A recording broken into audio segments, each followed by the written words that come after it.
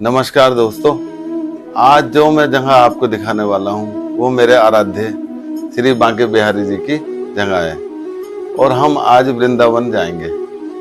आज मैं आपको वृंदावन के बांके बिहारी जी के दर्शन कराऊंगा, जो सबकी समस्याओं को हरने वाले और सबकी मनोकामना पूरी करने वाले ऐसे हमारे बांके बिहारी जी के आप स्पष्ट दर्शन करेंगे। तो चलिए अब हम वृंदावन चलते हैं और आज मैं आपको वृंदावन में बांके बिहारी जी के दर्शन कराता हूँ। जय श्री राधे राधे के साथ हम अपनी यात्रा की शुरुआत करते हैं और वृंदावन चलते हैं। जय श्री राधे राधे। बांके बिहारी मार्ग। अब हम बांके बिहारी जी के गली से गुजरते हुए आपको बांके बिहारी जी के मंदिर में लेके चलेंगे। तो चलते चलते मैं आपको बताता हूँ कि बांके बिहारी जी यहाँ पर किस तरह स्थापित हुए। और जैसा कि आपको पता है कि वृंदावन में बांके बिहारी जी का विशाल मंदिर है, जहाँ देश विदेश से भक्त सिर्फ उनकी एक झलक पाने के लिए यहाँ पर आते हैं। और कहानियों के अनुसार मार्गशीर्ष माह की पंचम तिथि को बांके बिहारी जी यहाँ पर प्रकट हुए थे। यह मंदिर पुराने शहर में स्थित है। श्री बांके बिहारी मंदिर का निर्माण स्वामी श्री हरिदास जी के वंशजों के सामूहिक प्रयासों से हुआ था। मंदिर में बांके बिहारी जी की काले रंग की प्रतिमा स्थित है। इस प्रतिमा में कृष्ण जी और राधा जी का मिला जुला स्वरूप समाया हुआ है। इसके पीछे प्रचलित लोक कथा के अनुसार स्वामी हरिदास जी भगवान श्री कृष्ण जी को अपना आराध्य मानते थे और उन्होंने अपना संगीत कन्हैया जी को ही समर्पित कर रखा था। वह अक्सर वृंदावन स्थित श्री कृष्ण की रासलीला स्थली में बैठकर संगीत से कन्हैया जी की आराधना करते थे। और माना जाता है कि जब भी स्वामी हरिदास जी श्री कृष्ण की भक्ति में लीन होते थे तो श्री कृष्ण जी उन्हें दर्शन देते थे। एक दिन स्वामी हरिदास जी के शिष्य ने कहा कि बाकी लोगों को भी आप राधे कृष्ण जी के दर्शन करवाइए। उनकी भावनाओं को ध्यान में रखकर स्वामी हरिदास जी भजन गाने लगे। जब श्री कृष्ण जी और राधा ने उन्हें दर्शन दिए। और रास्ते में आप भीड़ को भी देखते चलना कि कितने भक्तजन बांके बिहारी जी के दर्शन के लिए आए हुए हैं। चलिए आगे की बात शुरू करते हैं। जब उन्हें राधा कृष्ण जी ने दर्शन दिए तो उन्होंने भक्तों की इच्छा उनसे जाहिर की और उनसे कहा कि भगवान, मेरे शिष्य भी आपके दर्शन करना चाहते हैं।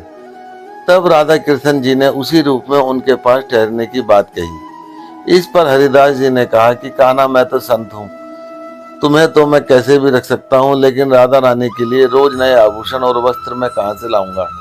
तो भक्त की बात सुनकर श्री कृष्ण जी मुस्कुराए। इसके बाद राधा और कृष्ण जी की युगल जोड़ी एकाकार होकर एक विग्रह रूप में प्रकट हुई। कृष्ण राधा के इस रूप को स्वामी हरिदास जी ने बांके बिहारी जी का नाम दिया। और कथा सुनते सुनते देखे हम मंदिर के प्रवेश द्वार तक पहुंच गए। और अब मैं आपको बताता हूं कि भगवान को बार बार पर्दा क्यों लगाया जाता है। तो एक कथा के अनुसार आज से करीब 400 साल पहले तक बांके बिहारी जी के मंदिर में पर्दा डालने की प्रथा नहीं थी। भक्त जितनी देर तक चाहें उतनी देर तक मंदिर में रुक सकते थे और ठाकुर जी के दर्शन कर सकते थे। एक दिन मंदिर में बांके बिहारी के रूप का बखान सुनकर एक वृद्धा आई। वो निसंतान थी। वृद्धा आई तो बांके बिहारी जी के दर्शनों के साथ साथ अपनी संतान प्राप्ति की इच्छा लिए हुए थी।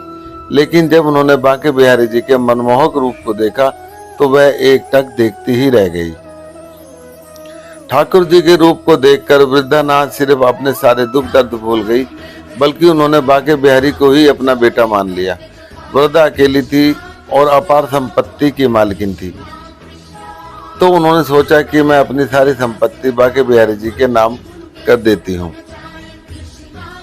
और माना जाता है कि उस मैया का प्रेम और भक्ति भाव देखकर कन्हैया भी खुद को उनका पुत्र मानने से रोक ना पाए और उनके अकेलेपन को देखते हुए उन्होंने उनके साथ जाने का निर्णय लिया।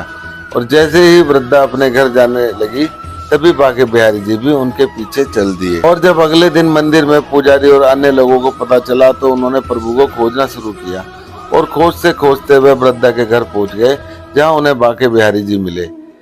तभी सभी ने बांके बिहारी जी से प्रार्थना की और वह वृंदावन वापस लौट आए। तब कहीं जाकर बांके बिहारी जी मंदिर में लौट कर आए और तभी से हर 2 मिनट के अंतराल पर बांके बिहारी जी के सम्मुख पर्दा डालने की परंपरा शुरू हुई। जय श्री राधे राधे। इस तरह मेरी वीडियो का समापन हुआ। आपको मेरी ये वीडियो कैसी लगी प्लीज कमेंट कर जरूर बताना।